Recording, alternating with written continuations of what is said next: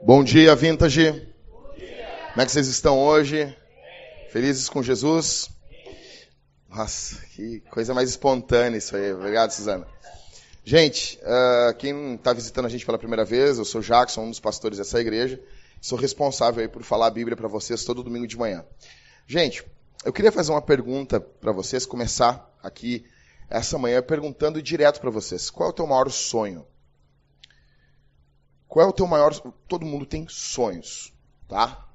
Eu queria saber qual é o teu maior sonho. Qual é aquilo que tira o teu fôlego? Aquilo que tu... Não, é isso aqui, é o meu maior sonho. Eu me lembro que em 1995, 95, eu tinha um sonho de jogar futebol. Acho que todo rapaz, todo guri já teve um sonho de jogar futebol. Só que eu tenho um problema muito sério, que eu tenho apenas 1,73 m. Ah, mas com essa posição é barbado de jogar, Jackson. Não, no gol. Não dava. Goleira de 7 metros e pouco de largura, por 2 e pouco de altura. Até toco no travessão em cima, mas é complicado. E não deu. Queria saber qual é o teu sonho. O que hoje, assim, quando tu pensa lá no fundo, o que te dá aquele arrepio? Aquela... Meu, isso aqui, se acontecer, vai ser demais. Qual é a coisa que tira o teu fôlego? Que te anima, que deixa você... Uau, se isso aqui acontecer comigo, vai ser fera demais. Uma viagem? Talvez uma viagem dos sonhos. Talvez a casa própria. Minha casa, minha vida. Vou comprar um apartamento de 35 metros quadrados e ser feliz. E daí depois vai ver lá o programa americano lá, o Irmãos à Obra, ver os americanos reclamando de casas de 170 metros quadrados. Essa casa é pequena, tem 170 metros quadrados, isso aqui é um lixo. E você... Cauê, tu tá ali, cara, ali, uma casa de 25 metros quadrados com a sogra junto contigo, e tá feliz. Qual é o teu sonho, cara? Qual é o teu grande sonho aqui essa manhã? Gente, eu não quero parecer super espiritual, super espertão, o cara que, como ele é santo, porque eu não sou. Mas eu vou te falar para ti, o meu maior sonho é ver o Rio Grande do Sul curado pelo Evangelho. É ver o nome de Jesus sendo exaltado através do poder do Espírito Santo operando através da igreja. Meu maior sonho é ver essa cidade redimida e ver isso se espalhando pelo sul, se espalhando por outras cidades, pelas 11 cidades que nós temos sem nenhuma igreja evangélica no Rio Grande do Sul. Tenho um sonho disso. E quando eu vou estudar a Bíblia, eu vejo que eu não consigo fazer isso sozinho. E que a obra de Deus é feita no mundo através da igreja. E plantar igrejas é a melhor forma de nós alcançarmos a cultura. Gente, eu quero que vocês prestem bastante atenção, porque eu tenho muita coisa para dizer aqui para vocês. Então eu não vou demorar muito em cada tópico, eu vou ser um pouco rápido. E eu preciso muito que tu esqueça um pouquinho a tua continha que tu tem para pagar na segunda-feira, tá bom? Você pode esperar, tá? Quero que você preste bastante atenção. Gente, O tema do sermão que eu quero falar hoje para vocês é: ou somos missionais ou não somos igreja. Ou somos missionais ou não somos igreja. Há 50 anos atrás, quando a gente falava em missão, há 70 anos atrás, 1950, a década de 30, década de 20, começo do século 20, Primeira Guerra Mundial, um pouco antes, quando se falava em missão, a igreja pensava: missão é o que poucas pessoas fazem longe. Ricardo Agreste fala isso na palestra que eu passei para a maioria aqui dos membros aqui da igreja. Então, era algo que se pensava assim: não, missões é aquilo que nós fazemos além mar. Missões é aquilo que nós fazemos de locais distantes. Em 1938, preste atenção, Lesslie Newbigin, que é o pai das igrejas missionais, ele é enviado em missão pela igreja da Inglaterra, ele é enviado para a Índia. E ele fica até o ano de 1974, ele fica 36 anos na Índia, como missionário.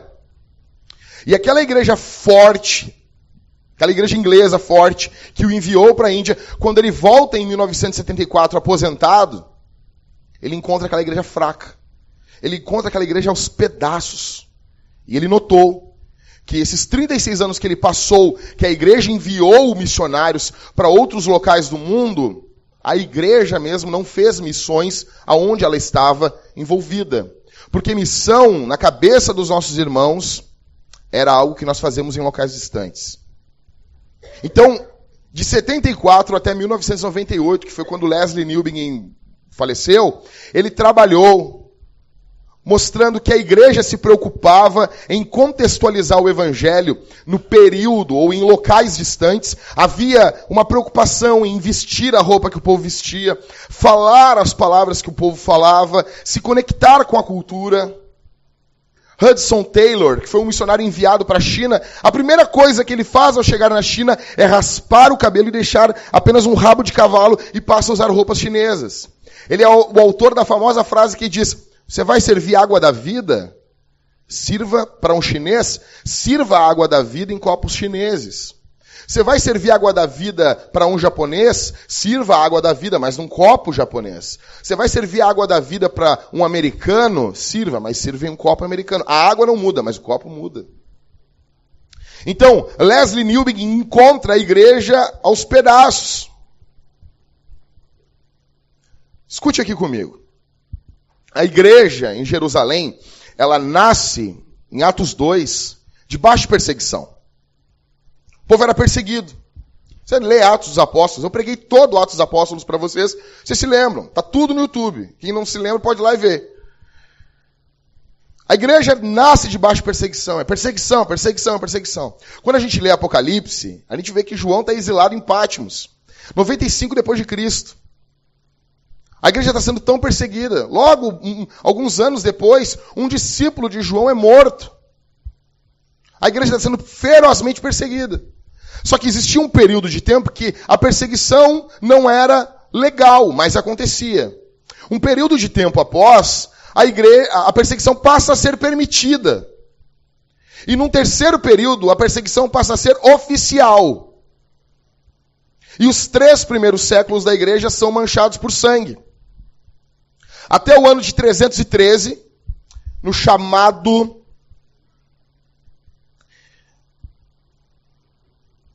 Não é concílio de Édipo, é um documento, me fugiu o nome agora, que Constantino assina impedindo a perseguição contra a igreja. Então imagine vocês, do ano 33, 35, há uma variação aí, até o ano 313, quase 300 anos de perseguição à igreja.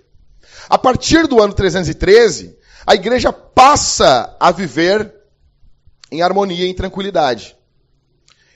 A partir de 313, a igreja passa a ser a protagonista da história. Não é Constantino que declara a igreja a religião oficial do império, é o próximo imperador.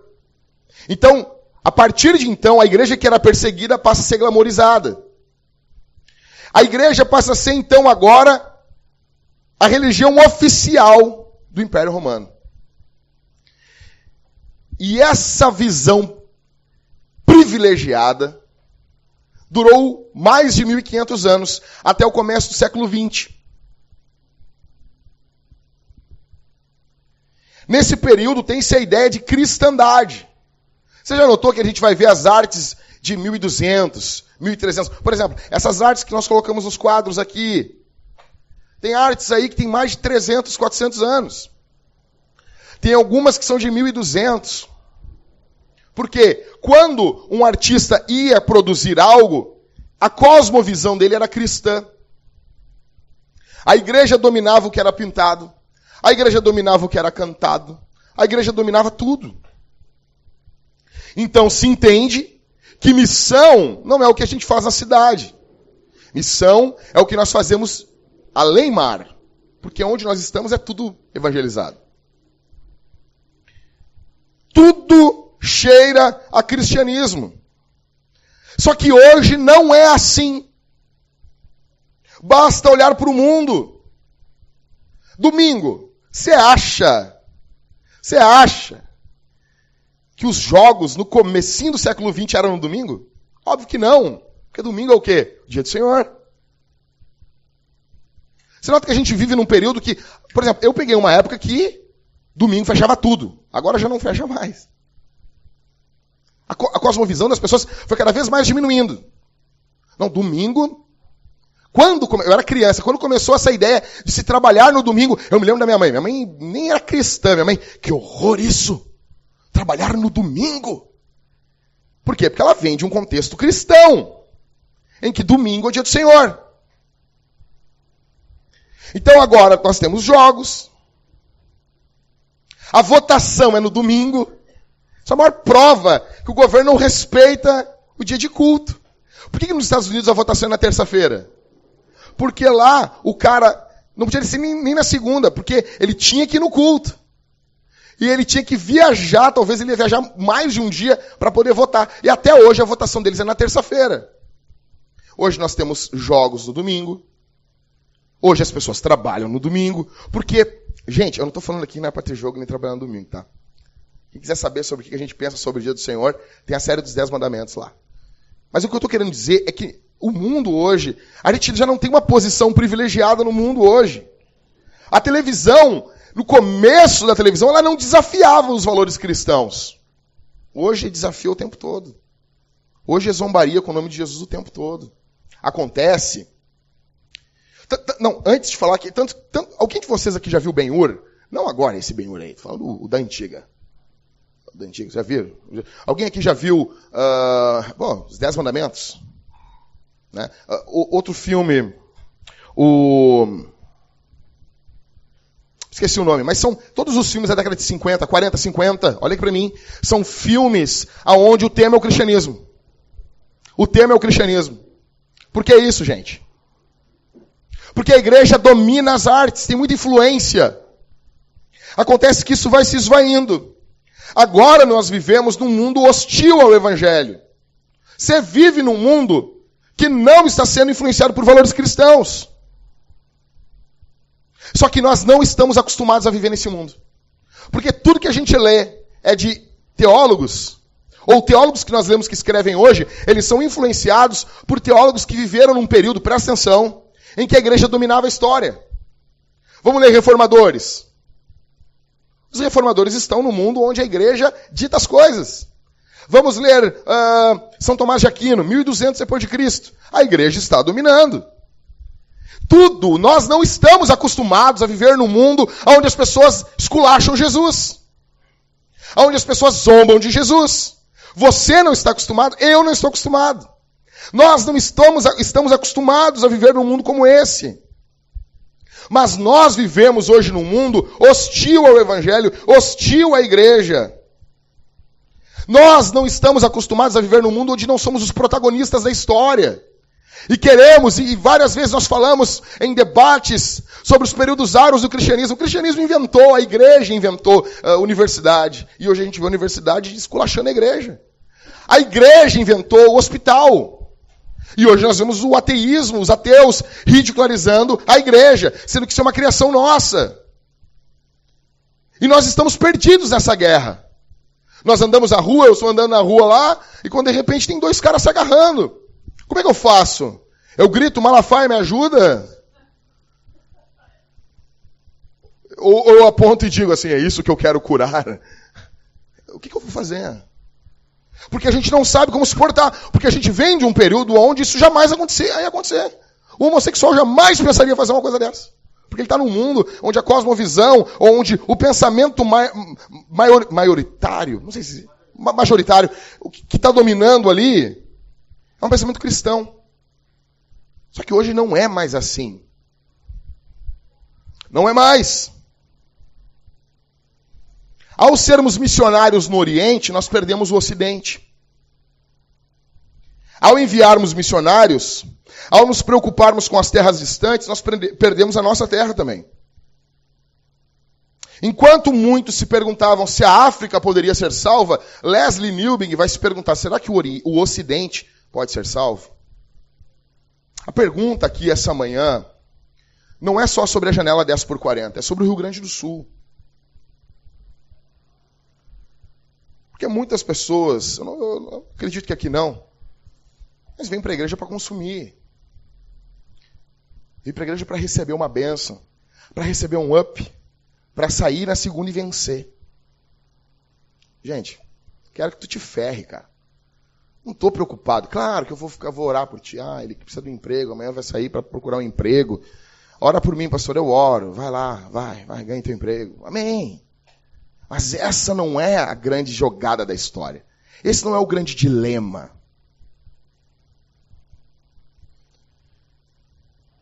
Vivemos em meio a um povo pagão totalmente violento ao evangelho. Gente, olha aqui para mim, um povo que não entende o que a gente fala. Eles não entendem. Aí o cara lê as biografias e ele fica todo perturbado, porque ele lê Spurgeon, e Spurgeon está dizendo, venha Cristo. E os pecadores vindo chorando. Jonathan Edwards dizendo, venha pecador, se arrependa dos seus pecados. E os pecadores chorando, porque as pessoas entendem o que eles estão falando. Quando Spurgeon fala sobre pecado, eles entendem o que é pecado. O mundo entende, eles estão ali só puxando as pessoas com a rede da pregação, do evangelho. Porque o mundo está entendendo o que eles estão falando, mas hoje a gente fala evangelho, eles não entendem. Gente, até pastor não sabe o que é evangelho. Você vai numa igreja, muitas igrejas, os caras não falam evangelho no culto. O cara não sabe o que é evangelho. Falsas igrejas. Como é que nós vamos querer que o ímpio entenda o que é evangelho, gente?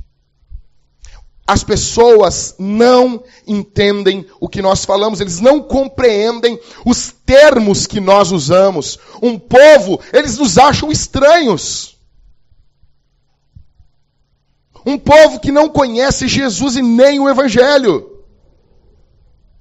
E aí? O que a gente vai fazer? Para onde nós vamos olhar? Se de 313 até a primeira metade do século XX a igreja dominou, o que a gente vai fazer? Para onde nós vamos olhar? Para onde a gente vai correr?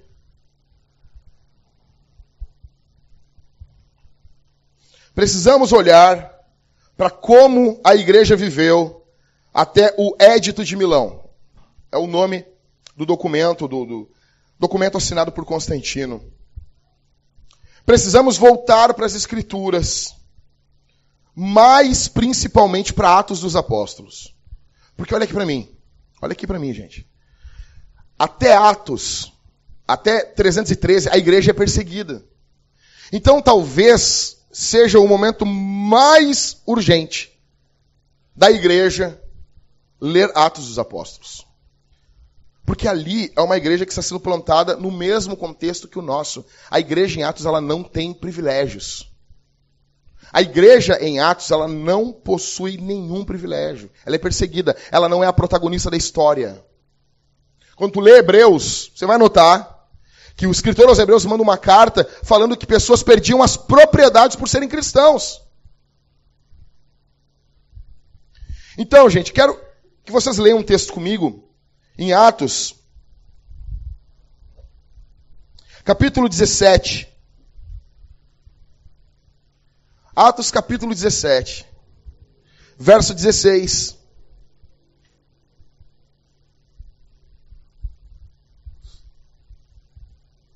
em diante. Fica com a Bíblia aberta aí. Não fecha a Bíblia. Vai julgando, vai me analisando. Ok? Você tem que julgar o que o cara prega, não importa quem seja. Tem que julgar, tem que analisar. Ô Cauê, legal isso aqui, hein? Isso aqui não tem como errar desse tamanho, hein? Vamos lá, gente. Atos 17 e 16. Enquanto Paulo esperava por eles em Atenas, sentia grande indignação vendo a cidade cheia de ídolos. Por essa razão discutia na sinagoga com os judeus e os gregos tementes a Deus, e todos os dias na praça com os que ali se achavam. 18. Alguns filósofos, epicureus e estoicos puseram-se a debater com ele. Uns perguntavam, o que esse falador quer dizer? E outros diziam, parece ser um propagador de deuses estranhos, pois Paulo anunciava a boa nova de Jesus e a ressurreição. Então o tomaram e o levaram ao Areópago e disseram, podemos saber que ensino novo é o que falas? Pois estás nos anunciando coisas estranhas, portanto queremos saber o que é isso. 21. Todos os atenienses, como também os estrangeiros que ali residiam, não tinham outro interesse a não ser contar ou ouvir a última novidade. Então Paulo ficou de pé no meio do Areópago e disse, homens atenienses, em tudo vejo que sois excepcionalmente religiosos. Porque ao passar e observar os objetos do vosso culto, encontrei também um altar em que estava escrito, ao Deus desconhecido. É exatamente esse que agora honrais sem conhecer, que eu vos anuncio. Deus, que fez o mundo e tudo que nele há, Senhor do céu e da terra, não habita em templos feitos por mãos de homens. Tampouco é servido por mãos humanas, como se necessitasse de alguma coisa, pois é Ele mesmo quem dá a todos a vida, a respiração e todas as coisas. 26. De um só, Adão, fez toda a raça humana para que habitasse sobre toda a superfície da terra, determinando-lhes os tempos previamente estabelecidos e os territórios da sua habitação, para que buscássemos a Deus e mesmo tateando pudessem encontrá-lo. Ele de fato não está longe de cada um de nós, pois nele vivemos, nos movemos e existimos. Como também alguns dos vossos poetas disseram, pois dele também somos geração. Sendo nós gerados por Deus, não devemos pensar que a divindade seja semelhante ao ouro, à prata ou à pedra esculpida pela arte e imaginação humana. Deus não levou em conta os tempos da ignorância, mas agora ordena que todos os homens em todos os lugares se arrependam. Pois determinou um dia em que julgará o mundo com justiça por meio do homem que estabeleceu com esse propósito. E ele garantiu isso a todos ao ressuscitá-lo dentre os mortos. Mas quando ouviram falar em ressurreição de mortos, uns zombaram. E outros disseram, sobre isso te ouviremos em outra oportunidade. Então Paulo saiu do meio deles. Todavia, alguns homens uniram-se a ele e creram, entre os quais Dionísio, membro do conselho do Areópago, uma mulher chamada Dâmaris, e com eles ainda outros. Está aqui. Está aqui. Atenas é a capital da Grécia. É a primeira cidade, estado da Grécia, desde o século V a.C. Olha aqui para mim. A cidade mais intelectual do mundo antigo. Grandes pensadores, filósofos como Sócrates, Platão, Aristóteles, residiram nessa cidade. Literatura, arte eram coisas comuns lá. Monumentos banhados a ouro. A República vem de lá. E é uma cidade extremamente bairrista. Eles se achavam os melhores. E eles não se dobravam ao Império Romano, aos costumes romanos. Chamavam os romanos de bárbaros, povos terríveis. E eles se achavam os melhores do mundo antigo.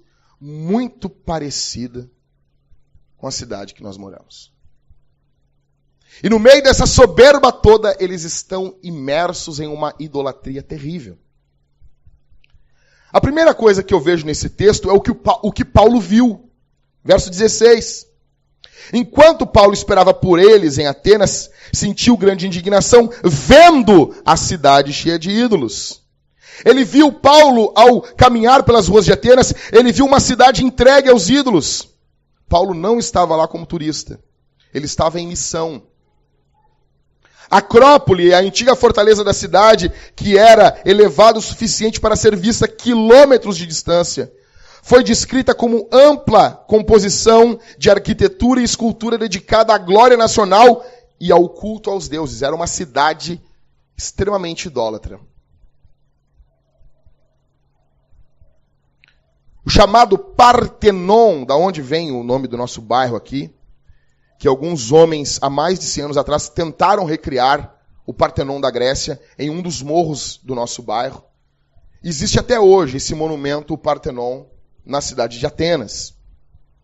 Ágora, com seus muitos pórticos pintados por artistas famosos, a fim de ouvir os debates dos políticos. Atenas amava debates.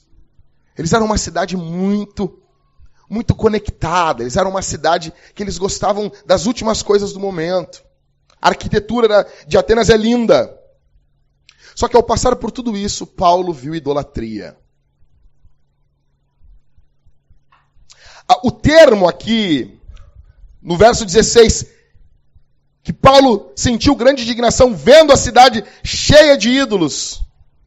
A palavra grega aqui, ela dá uma ideia de não cheia, mas de submersa, afundada em ídolos. Vocês entendem? A cidade estava literalmente em um mar de ídolos. Paulo viu uma verdadeira floresta de imagens. Certo historiador se referiu a Atenas como um grande altar e um grande sacrifício. Alguns homens diziam que era mais fácil encontrar deuses em Atenas do que homens. Havia inúmeros templos, santuários, estátuas, altares. No Partenon havia uma estátua de Atena feita de ouro e mármore. E a ponta brilhante da lança dessa estátua era visível a cerca de 60 quilômetros da cidade. Em toda parte da cidade de Atenas haviam imagens de Apolo, o padroeiro da cidade, Júpiter, Vênus, Mercúrio, Baco, o deus do vinho, Netuno, Diana, Esculápio, o deus da medicina. Todo o panteão grego estava ali, todos os deuses do Olimpo. E as imagens eram lindas, elas não eram feias não, gente. Paulo, ao olhar tudo isso, ele viu uma cidade submersa à idolatria. Quando você caminha para o Porto Alegre, pelo Rio Grande do Sul, o que você vê? O que a gente está enxergando? O que você vê? O que você enxerga ao caminhar nas dependências da escola, da faculdade que você frequenta? Talvez você não veja estátuas, mas você contempla uma sociedade idólatra. Você está enxergando uma sociedade que tem o prazer a qualquer custo como um Deus, uma adoração ao eu como um Deus, há uma adoração ao dinheiro, aos bens, à família, à religião, às instituições como um Deus. Porto Alegre é a capital brasileira de Umbanda. E quando eu saio de fora de Porto Alegre, quando eu vou a São Paulo, Rio, agora eu estive em Brasília, os caras perguntam, cara, eu não entendo. Eles perguntam, eu não entendo. Mesma coisa a gente poderia falar de Atenas. Eu não entendo como essa cidade pode estar envolvida nisso. Orgulho, vaidade, soberba. O gaúcho não tem aquela honra de não se dobrar a ninguém. Lixo. Nós somos orgulhosos, gente. E Deus nos entregou a nós mesmos. O que você enxerga ao caminhar pelas ruas? Então, em primeiro lugar, fique com isso na cabeça. O que Paulo viu? O que Paulo viu? Segundo, o que Paulo sentiu ao ver o que ele viu? Verso 16 ainda. Enquanto Paulo esperava por eles em Atenas, sentia grande indignação, vendo a cidade cheia de ídolos. Ao enxergar essas coisas, Paulo se indignou. Ao enxergar a idolatria em Atenas, no coração de Paulo, algo dizia, isso está errado. Isso não pode ser assim. Paulo teve revolta, indignação. A palavra grega aqui também ela pode dar a entender como se fosse algo semelhante a um ataque epilético. Era algo que irritou a essência, as entranhas de Paulo. Missionário Henry Martin, na Pérsia muçulmana, é aquele missionário que eu sempre falo para vocês, que disse que viver em um país onde Jesus não é adorado é um inferno. Eu pergunto para vocês aqui, essa manhã, agora não é o que vocês veem, é o que vocês sentem ao olhar a cidade cheia de ídolos. Quando você olha para Porto Alegre, o que você sente? Quando você olha para o Rio Grande do Sul, o que você sente? Sabendo que existem 11 cidades onde não temos nenhuma igreja. Nenhuma. Você tem que entender uma coisa. Deus não vai cobrar dessas cidades de uma outra geração. Nós daremos conta de cada perdido no dia do juízo. Porque a Bíblia nos manda ir pregar o evangelho a toda criatura. E isso é um mandamento para a igreja. Talvez você não vai ir, mas você vai enviar. Você vai estar envolvido no processo. Quando você olha para o nosso bairro aqui, Partenon, o bairro onde a nossa igreja está o maior centro de Umbanda da América Latina, aqui no bairro. Onde são feitos rituais, e isso é transmitido por alguns canais de TV. Eu falo com o pessoal, você lembra da lista telefônica? Nem tem mais isso. A parte de trás da lista telefônica estava o quê? Uma propaganda de alguma igreja? Não. Era propaganda de um centro de Umbanda. Quando eu falo, pessoal, uns amigos meus do Rio de Janeiro, quando eu estava no Rio agora, na conferência da Atos, e eu falo com outros plantadores, eu disse, cara, lá em Porto Alegre é tão tenso que os programas de Umbanda têm programa de TV. E eles, não acredito. Eu disse, é verdade. Dependendo do dia, eu estou chamando o nego da Universal de irmão, porque é complicado. Quando você olha a idolatria da cidade, do estado, isso te deixa irritado? Isso muda alguma coisa em você? Ou você, eu vou usar essa palavra porque eu quero e porque é essa palavra que deve ser usada. Você está cagando e andando para a idolatria da cidade. Eu vou repetir. Você está cagando e andando. Não gostou, não precisa voltar mais. É assim? Você não está nem aí, você é só preocupado com você. Você está só preocupado com a sua vidinha, em se safar no final do mês.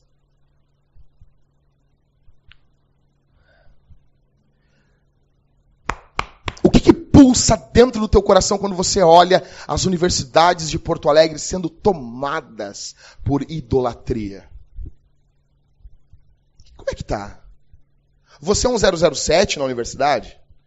Ninguém sabe que você é cristão? Não, eu oro em pensamento. Estava lendo ontem com a minha esposa, no nosso culto doméstico. A gente está em Daniel. Aí quando a gente passa ali, os caras fazem armam uma trama ali para pegar Daniel. E a trama é a seguinte: não pode orar durante um mês. Se saísse uma lei dessa aqui em Porto Alegre, você ia ser preso ou você ia dizer, não, tô de boas, eu não oro mesmo. Eu não vou ser preso.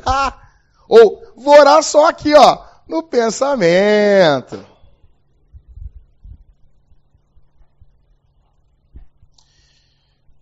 Você tem a obrigação de ter um sentimento profundo pela cidade, porque esse é um sentimento conforme Jesus. Jesus encarnou a nossa natureza. Em missiologia, nós chamamos que isso é uma atitude encarnacional. Encarnar a dor do outro. É assumir, é ter empatia com a cidade. Então, em primeiro lugar, o que Paulo viu? Em segundo lugar, o que Paulo sentiu? Em terceiro lugar, com tudo isso, o que Paulo fez? Paulo viu idolatria, Paulo sentiu indignação. Aí o que Paulo fez? Reclamou no Twitter. Vou xingar muito no Twitter hoje. Fez textão no Facebook. Foi isso. Paulo ficou lamentando, dizendo, não dá. Porque a igreja aqui está num contexto totalmente igual ao nosso, gente. Paulo não ficou chorando, Paulo não ficou somente irritado. Paulo se irritou, mas ele não foi somente isso. Paulo não ficou desanimado. É muita idolatria. Paulo não ficou apavorado. Não.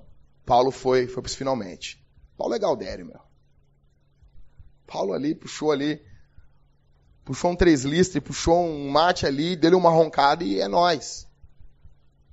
Paulo falou com verso 17 e 18, por essa razão, olha só, cara, eu amo o Lucas, olha o jeito que ele está explicando, ó. Então aqui, ó, voltando 16.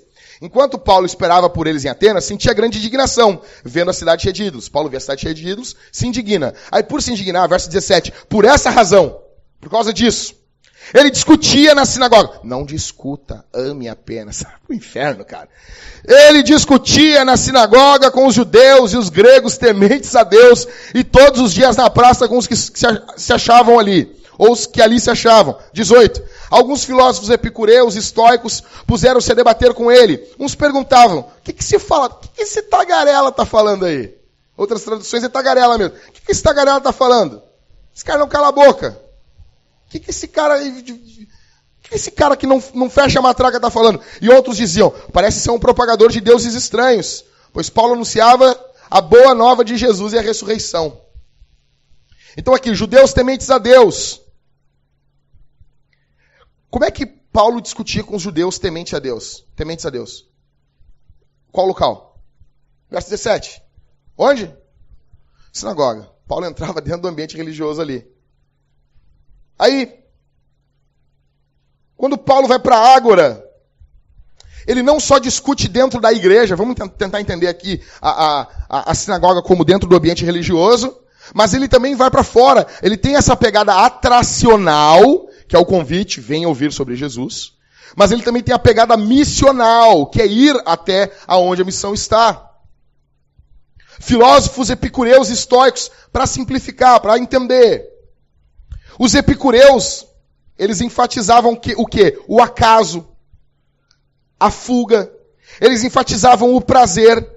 Os epicureus não acreditavam em julgamento final e nem na vida após a morte. Eles só queriam prazer aqui e agora. Não é igual à nossa época. É igualzinho. Já os estoicos não. Eles enfatizavam a fatalidade. A submissão de suportar a dor, o determinismo cego, os ultracalvinistas aqui. Não tinha esperança. Tanto que os 2 primeiros líderes estoicos se mataram. Paulo pregou numa igreja e pregou na praça e numa universidade. Então Paulo aqui prega na igreja, Paulo prega na praça e Paulo prega na universidade. O termo tagarela aqui, resumindo, a palavra grega dá para dar uma ideia de mendigo. O que esse lixo veio aqui falar para nós? Paulo foi humilhado, Paulo foi achincalhado, mas mesmo assim ele pregou. Por que ele não se abateu, gente? Eu pergunto para você, ao olhar Porto Alegre, ao olhar o Rio Grande do Sul, você se indigna? Você olha primeiro para a cidade? Em segundo, você se indigna? Em terceiro, se você se indigna, o que você faz? Ao começar no teu trabalho, ao começar na tua universidade, o que você faz? Você está vendo Paulo aqui. Paulo tem muito a perder fazendo isso. Você acha que só tu que tem algo a perder? Ah, mas se eu fizer isso, eu vou me dar mal. Bem-vindo ao cristianismo. Bem-vindo ao time. Em quarto, então em primeiro, o que Paulo viu? Em segundo, o que Paulo sentiu. Em terceiro, o que Paulo fez, ele discutiu. Em quarto, o que Paulo pregou? Verso 23 ao 31. Então, Paulo vê tudo isso e Paulo vai para onde? O Areópago. Areópago é um monte em homenagem ao deus Marte. Da onde vem o termo em inglês Mars Hill? Areópago. Ele vai e prega no palco principal da cidade. Olha aqui para mim. A igreja, desde a sua fundação, ela sempre procurou as principais, as maiores cidades para influenciar, porque é dali que a cultura afluía para as cidades menores. É dali que a cultura aflui para as cidades menores. Aí Paulo vai, como Jesus pregava em grandes cidades, Paulo está pregando agora na cidade mais importante da época, culturalmente falando. E Paulo vai para o principal palco da principal cidade da época. E ele chega lá. Lá está um homem de Deus. Vamos analisar a pregação dele, do verso 22 em diante. Fica com a Bíblia aberta aí. Aí Paulo ficou em pé no meio do Areópago. Olha aqui para mim um pouquinho antes. O que Paulo vai fazer aqui? Paulo vai contextualizar o evangelho. Paulo vai imaginar como que um grego pensava, como que um ateniense pensava, e ele vai falar na linguagem desse cara. Ele não vai chegar ali e dizer, a paz do Senhor, irmãos. Varão. Vaso. Primeiro que eu sempre, quando falo assim, vaso, eu sempre imagino um vaso do banheiro. Varão. Imagina, tô lá, 16 anos, todos os hormônios estourando. Aí chega uma irmã pra mim, eu preciso de um varão. Meu Deus. Pode fazer um negócio desse com um jovem.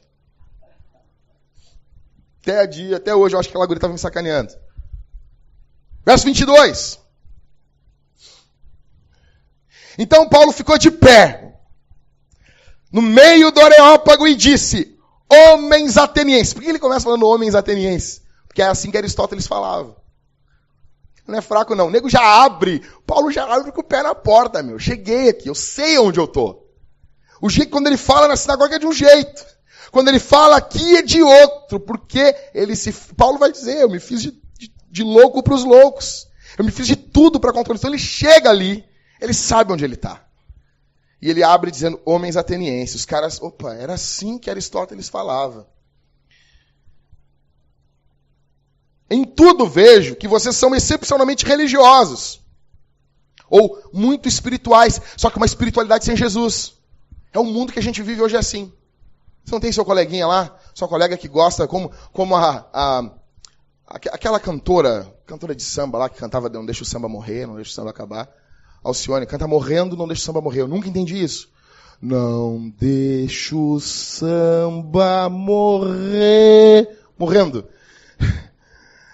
E ela chegou no Jô Soares uma vez e disse assim, não, porque eu amo borboleta, eu tive um sonho de uma borboleta, daí eu tatuei borboleta, porque borboleta, e o Jô, que lindo, é isso mesmo. Aí chegam os teólogos no Jô, esfregam evidências na cara dele, e o Jô, não, isso aí é coisa da tua cabeça.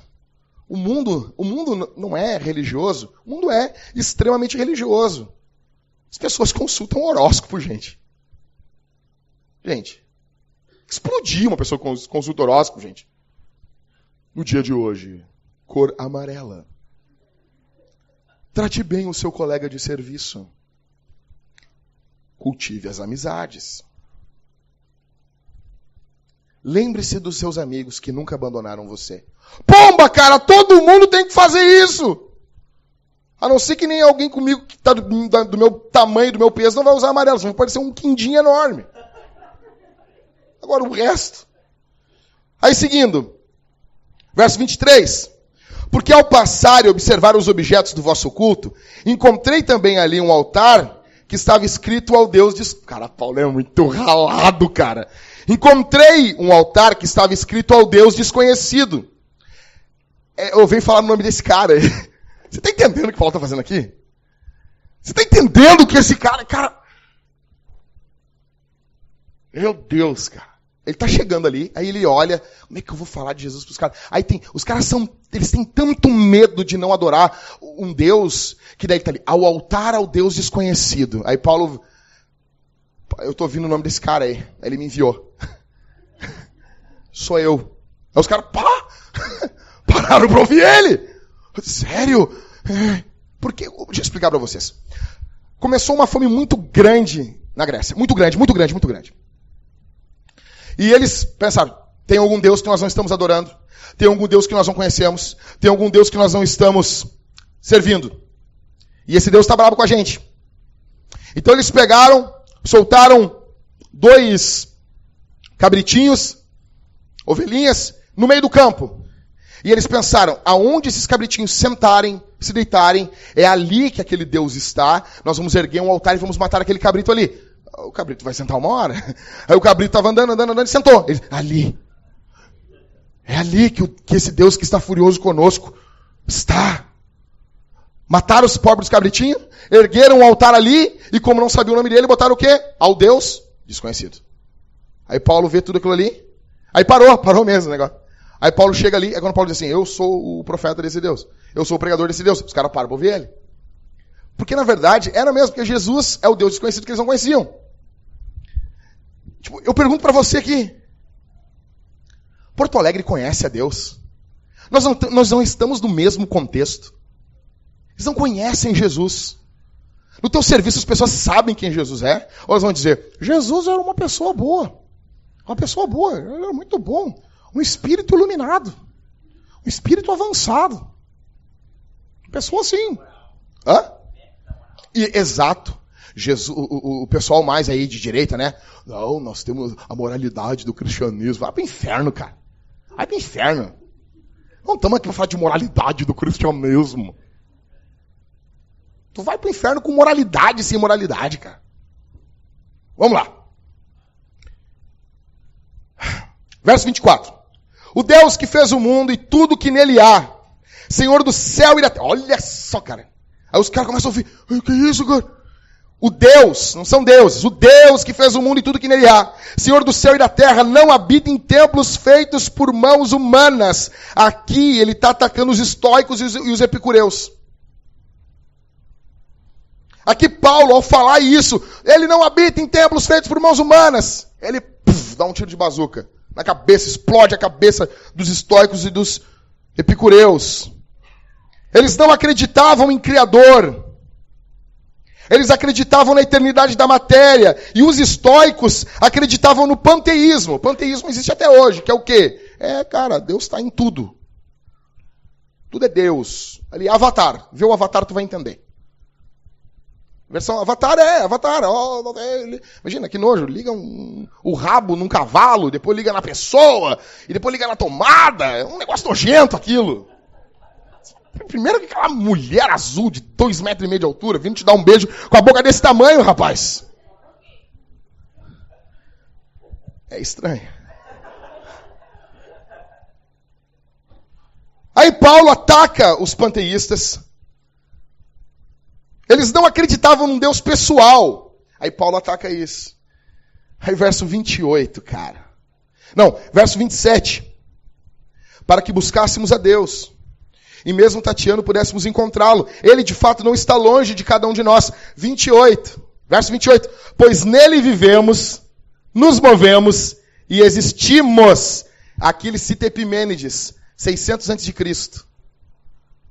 Tá entendendo o que Paulo está fazendo aqui, cara? Esse cara é muito ralado, cara. Esse cara é muito ralado, cara. Verso 28. Pois nele vivemos, nos movemos e existimos, como também alguns dos vossos poetas disseram, pois dele também somos geração.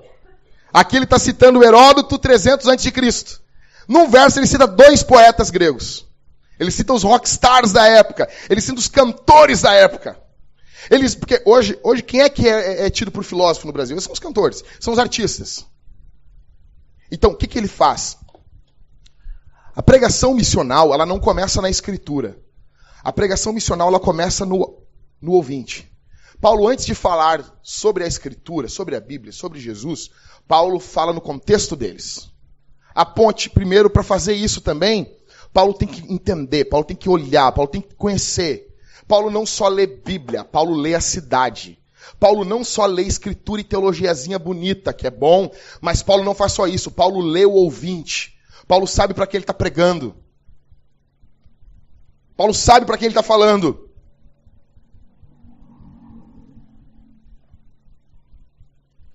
Paulo contextualiza o evangelho, fala na língua deles, cita os seus poetas, seus rockstars. Eu não estou aqui essa manhã propondo para nós mudarmos a doutrina, mas contextualizarmos o estilo, a forma. A doutrina não muda, os métodos sim. Eu quero explicar para vocês que algumas pessoas dizem assim, Jackson, vocês querem inventar coisa nova. Não, cara. A igreja sempre se contextualizou, sempre. Até o século XIII, os cristãos ficavam em pé no culto. Não tinha banco. Imagina o primeiro cara, o Jackson lá do século XIII. Vamos botar uns bancos aqui? Misericórdia! Vamos adorar a Deus sentados. Os caras ficavam de pé, uns escorados nos negócios. Imagina que horror. Mas 1.200 anos a igreja foi assim. Não tinha banco na igreja. Aí a igreja se contextualizou.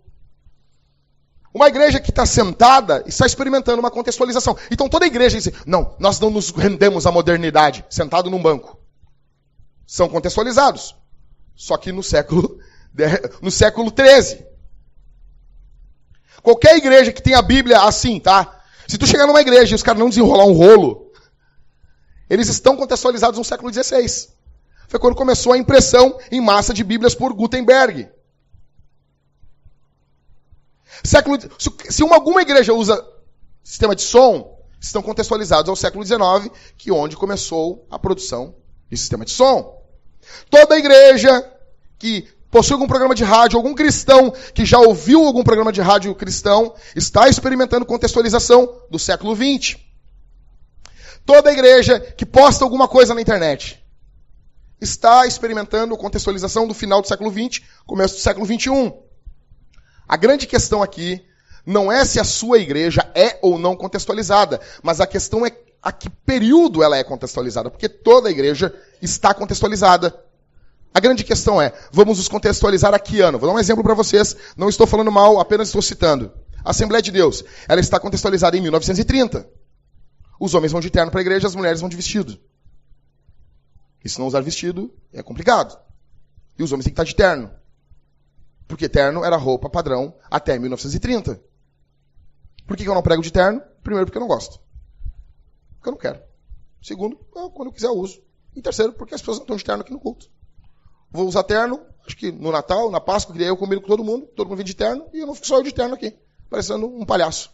De Mocó com os ombros mais largos. Né? Entendeu? Não. Uma gravata língua de vaca. Mas tem gente que gosta disso, né?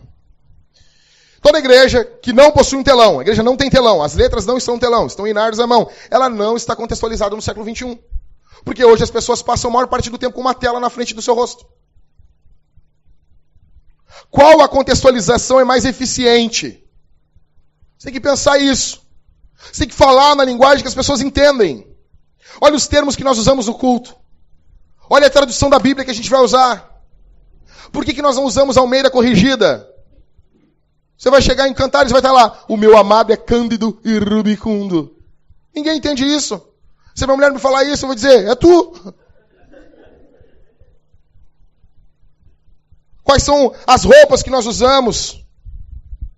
Qual é o cabelo que você usa? Você usa tatuagem, você usa piercing, você está dentro da cultura, você está contextualizado, você está dentro do que as pessoas estão vivendo. Eu não estou falando em pecado. Não seja estúpido. Por isso que uma igreja precisa ter um site, um canal bacana de YouTube, uma página no Facebook, Twitter, ou como diz a Luciana Gimenez, Twitter. Nós devemos compartilhar os nossos vídeos, fazer vídeos, compartilhar com a internet.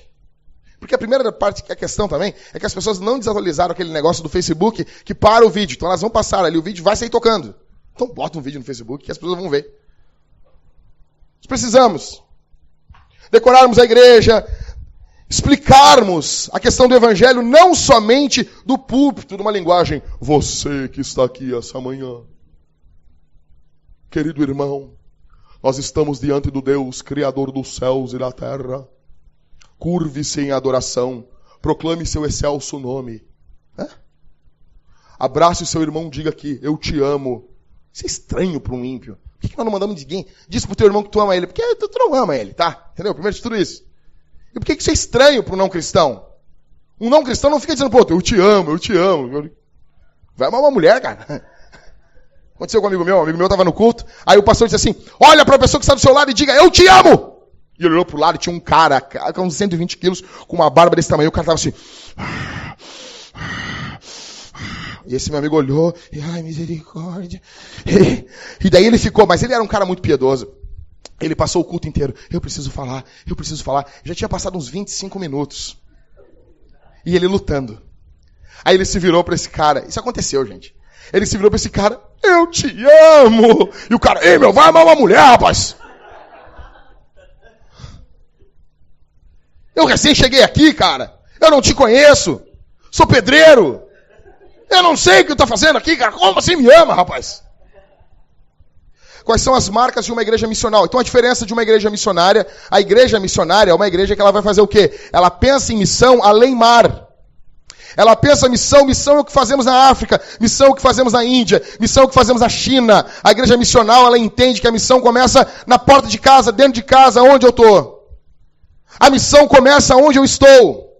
Por quê? Porque o Pai enviou o Filho. O Pai e o Filho enviam o Espírito Santo. O Pai, o Filho e o Espírito Santo, a Trindade, enviam a igreja. Jesus disse isso em João. Assim como o Pai me enviou, eu envio a vós. Nós fomos enviados. A igreja de Atos entende isso. Aonde eles vão, eles são missionários. Então, quais são as marcas de uma igreja missional? Correndo bem rápido. Em uma igreja missional, há uma compreensão básica de que a igreja, a família, existe para ser enviada em missão por Deus. Nós não existimos aqui para nós. Por isso que nem toda igreja reformada é missional. Por isso que quando fala, que legal que a igreja é reformada, dependendo, é uma porcaria. Por quê? Porque os caras vivem ali para falar de catecismo, teologia reformada, mas não é um calvinismo que vai para a rua. Ou então os arminianos, não é um arminianismo que vai para a rua. É só para debatezinho tolo, idiota. Isso não serve. Se as demandas da nossa teologia não comunicam para fora, elas não prestam. Em uma igreja missional, há uma compreensão básica de que essa igreja família, existe para ser enviada. Nós somos chamados para fora do mundo, para adorar a Deus, para que possamos ser enviados ao mundo, para convidar os outros a adorarem a Deus. Nós estamos constantemente indo à cultura, chamando a cultura ao arrependimento. Nós não estamos abandonando a cultura. Nós não estamos dizendo, essa cultura é muito promíscua, é muito podre, é muito desgraçada, então eu não quero ter contato com ela. Ontem, quando eu estava dentro do Bourbon Ipiranga, estava caminhando com a minha esposa, porque eu tenho uma mulher, porque eu gosto de mulher, e eu estava caminhando ali com a minha mulher, porque eu não sou padre, eu sou casado, graças a Deus. Se você não casou, case, porque é uma coisa muito boa. Eu estou caminhando com a minha esposa ali dentro do Bourbon Ipiranga, daí passou 2 caras barbudos se abraçando, se alisando. Eles fazem questão de fazer isso. Se fosse há 50, 60 anos atrás, o que eu ia fazer? Eu ia tocar terror nos caras, meu. Mas a igreja já não domina mais a cidade. Eu não posso achar que eu estou em século XVI, no século XVIII. Eu preciso olhar lá para o período de Paulo. Quando Paulo está em Atenas, cara, era uma pegação geral. Porque os valores ali não são cristãos. Eu preciso amar essa gente. Eu preciso comunicar o evangelho. Chamá-los ao arrependimento, óbvio. Mas eu preciso ter contato com essa gente. Eles são o meu campo missionário. Por isso que eu não vou passar por eles, não vou fazer careta. Por isso que quando eu passar por esses travestis que ficam nus aqui na Avenida Bento Gonçalves, eu tenho vontade de chorar quando eu passo por eles. Porque eles são a minha missão. Assim como Jesus veio a nós, que somos pecadores imundos, nós somos enviados a esses pecadores também, que são tão pecadores como nós. Uma igreja missional, ela cuida dos membros.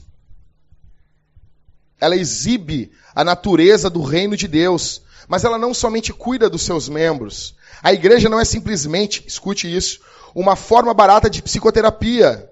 A igreja missional é mais que uma capela de distribuição de bens e serviços religiosos aos seus membros. Ela existe não apenas para si, mas para ser enviada ao mundo. Nós devemos cuidar uns dos outros, óbvio que devemos. Mas esse não é só o nosso foco. Há um grande problema quando as demandas internas sugam a energia da igreja. Eu vou repetir isso. Há um enorme problema. Isso aqui é um sinal amarelo. Quando as demandas internas sugam toda a energia da igreja. A igreja está envolvida tudo na questão interna. Por isso que em alguns casos eu prefiro dizer para a pessoa, cara, procura outra igreja. Procura outra igreja. Já fiz isso várias vezes e a gente faz, às vezes com tristeza, às vezes com alegria, mas a gente diz, procura outra igreja, nós estamos em missão. Nós não podemos parar por causa dessa besteira. Missão, escute isso aqui, não é um programa da igreja. Não, agora nós vamos ter o culto missionário. Todo culto é missional. Todo. Culto missionário não é quando a gente traz um missionário aqui, ele passa uns slides ali, pede um dinheiro, no final do culto vai embora. Nós damos uma bicicleta e o resto do nosso dinheiro. Não, tudo aqui envolve missões. Tudo. Missão não é um programa da igreja como os outros programas. Não é como um programa educativo, ou um programa de música, ou uma construção da igreja. Tudo isso é importante para uma igreja missional. Mas você pode fazer programas sem nunca ser enviado. Nós podemos fazer um monte de coisas boas para os membros da igreja e qualquer outra pessoa que vagueia na rua para visitar ou para tornar um membro. Mas podemos fazer tudo isso e ainda não sermos uma igreja missional. Uma igreja missional, ela lê a Bíblia como um documento missionário. A Bíblia nos diz que o Pai envia o Filho, o Pai e o Filho enviam o Espírito, o Pai, o Filho e o Espírito enviam a igreja ao mundo. Escute aqui, o nosso Deus é missionário. O nosso Deus está em missão. Você tem que entender isso. A natureza de Deus, antigamente, presta atenção, antigamente se estudava missão na área da teologia de eclesiologia, que é a área que se estuda sobre igreja. Os missiólogos entenderam que missão não é algo que é para estudar em missiologia, mas em teontologia, a matéria que estuda Deus. Porque Deus é missionário, Deus está em missão, Deus está em busca do homem, Deus está vindo desde Gênesis em missão atrás, em direção ao mundo. Deus está em direção ao mundo. Você tem que entender isso. Isso muda a nossa forma de enxergar o mundo. Deus está em missão ao mundo. E Deus usa a igreja. A igreja, gente. A igreja é o movimento de Deus ao mundo. A igreja é o movimento de Deus ao mundo. A igreja é o movimento, Deus está se movendo até o mundo através da igreja.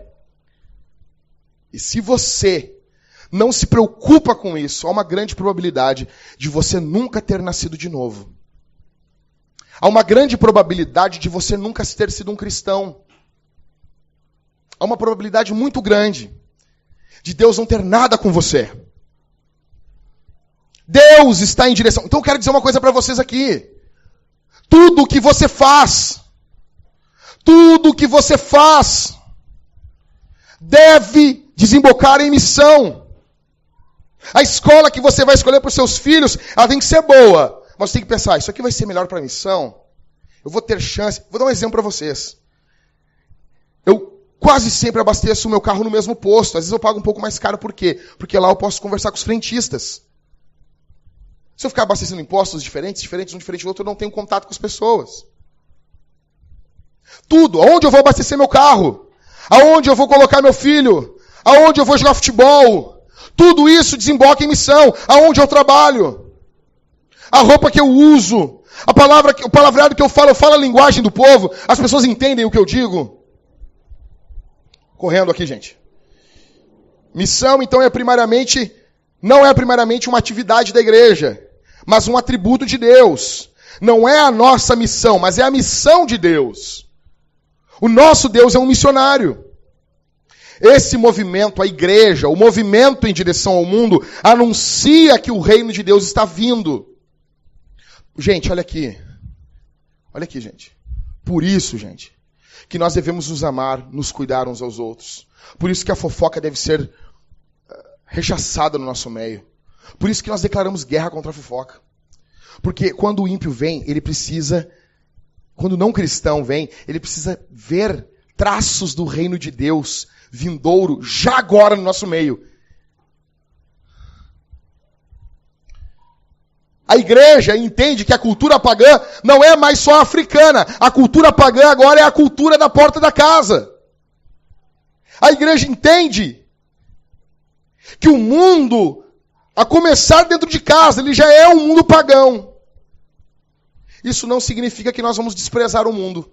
Porque se Deus está em direção ao mundo, a igreja também está em direção ao mundo e em favor do mundo. Para amar, para acolher, para pregar, para chamar ao arrependimento.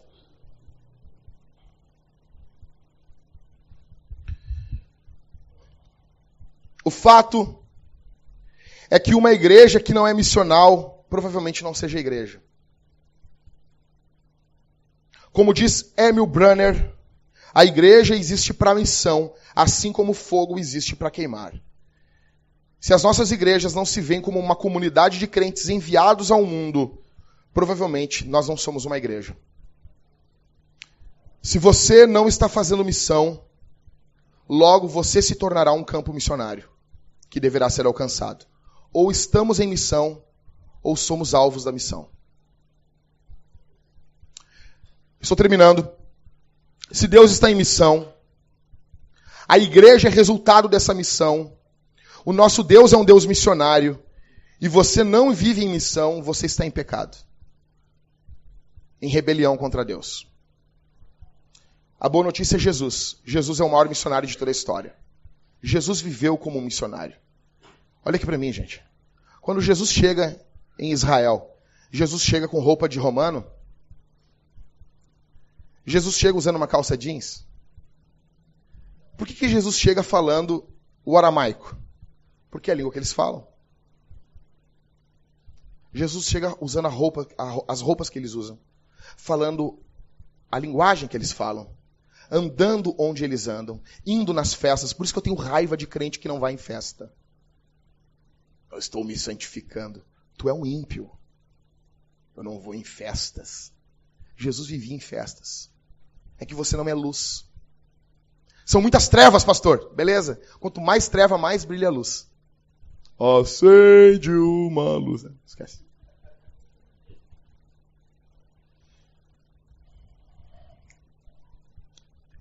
Eu encerro dizendo que Deus está em missão. E a missão não é algo que começa em você. E eu quero que você preste atenção aqui, o finalzinho. Deus vai terminar a sua obra missionária no mundo. Com você ou sem você. Eu não estou aqui fazendo um apelo para você fazer missão. Eu estou dizendo uma coisa, gente. Deus está em missão. Essa igreja, ela é uma igreja missional. E nós estamos dispostos a acabar com a nossa igreja, a transformá-la em uma igreja que não é missional. Porque no momento que não formos uma igreja missional, deixamos de ser igreja. Missão é algo que Deus vai fazer. Eu não estou perguntando e não estou preocupado se você concorda ou não. Jesus vai fazer sua obra, com você ou sem você, comigo ou sem eu. Jesus vai fazer a sua obra com o Jackson ou sem o Jackson. O privilégio é meu de estar dentro disso aí. Que Deus está em missão. Então, o que eu convido você hoje é para fazer parte de um movimento que começou lá em Gênesis 3, quando na viração do dia Deus vem até o homem, porque o homem não tem como ir até Deus. Deus vem até o homem. Deus vem em missão e prega o evangelho para o homem em Gênesis 3,15. Quais são os inimigos da igreja missional? Egoísmo. Se você for egoísta, você é nosso inimigo. Se você viver uma vida egoísta, você não é bem-vindo aqui. Se você... pastor, eu estou arrependido. Ok, vamos andar juntos. Mas se a sua vida, se o seu estilo de vida é egoísta, você, por favor, não volte mais aqui. E eu falo isso, não estou falando aos visitantes, estou falando principalmente aos membros. Se você é vaidoso, se o que mais importa para você é a sua imagem pessoal, por favor, vá embora. Orgulho. Se você não pode ser confrontado, se ninguém pode chamar a sua atenção, se falar um ai para você, você já está indo embora. Por favor, gente, não volte mais aqui. Se você gosta de disputas, se você está aqui como um cabrito no cio, querendo bater com os cascos contra os presbíteros, gente, aqui não é lugar para você. Se você é avarento, se o dinheiro é tudo para você, e você não vê o dinheiro como uma forma de fazermos missão, se você sempre tem desculpas, gente, aqui não é o lugar para você. Se você é invejoso, se você não pode ver a alegria dos outros, se você não tem alegria em ver não cristãos se convertendo e a igreja se tornando um mini caos, porque uma igreja missional é um mini caos.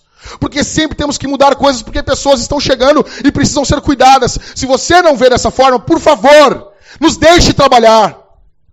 Nós temos um grande problema, gente, que é o pessoal que cresce na igreja.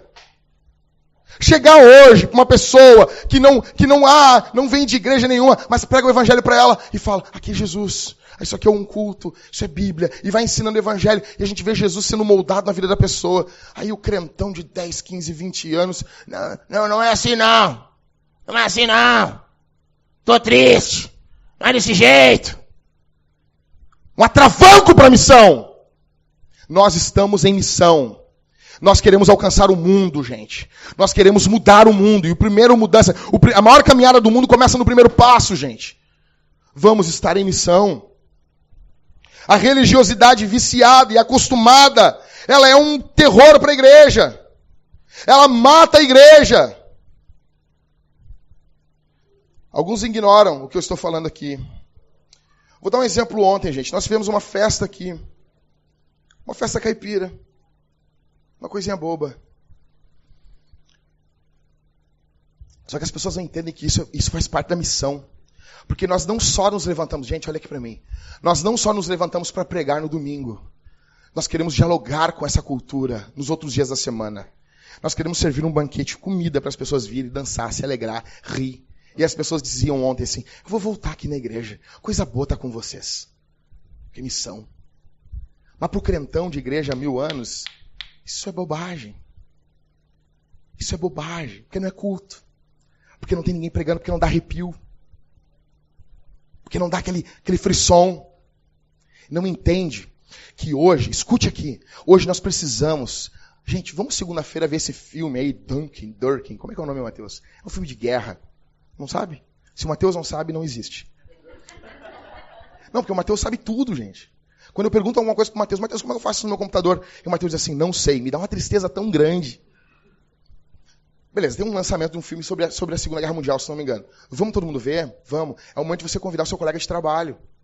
Porque ele vai ver a forma como os cristãos se tratam, se amam. E a forma como eles se amam, fecha com o que Jesus disse. Eles vos conhecerão, se vos amardes uns aos outros. É uma forma de fazermos missão. É uma forma de estarmos em missão. Andarmos juntos. Hoje, a arma mais poderosa que nós temos para a missão chama-se igreja. As pessoas não querem só ouvir o evangelho, mas elas querem ver o evangelho. E como diz Mark Dever, a igreja é o evangelho visível. Elas precisam ver o evangelho na sua e na minha vida. E a igreja mostra a sua alegria nas festas, nos convívios, nos encontros durante a semana. Por isso que a Bíblia diz, em 2 Coríntios, em Atos 2,47, que a igreja caía na graça do povo. Por que as pessoas se convertiam? Não só por causa da pregação de Pedro, mas porque a igreja era acolhedora. Eles vinham de um mundo hostil. Chegavam ali, tinham pessoas que davam a vida por eles. Tinham pessoas que estavam cuidando dos mais fracos. Isso é uma igreja missional. Nós estamos em missão. O Espírito Santo está nos chamando ao arrependimento aqui essa manhã. Você é chamado, e eu sou chamado, a nos arrependermos diante de Deus. Deus está fazendo a missão. Vamos ficar de pé, gente.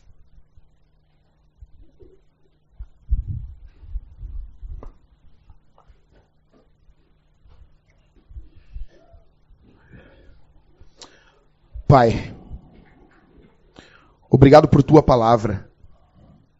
Obrigado pelo teu evangelho. O Senhor nos chama ao arrependimento esta manhã. Que o teu divino Espírito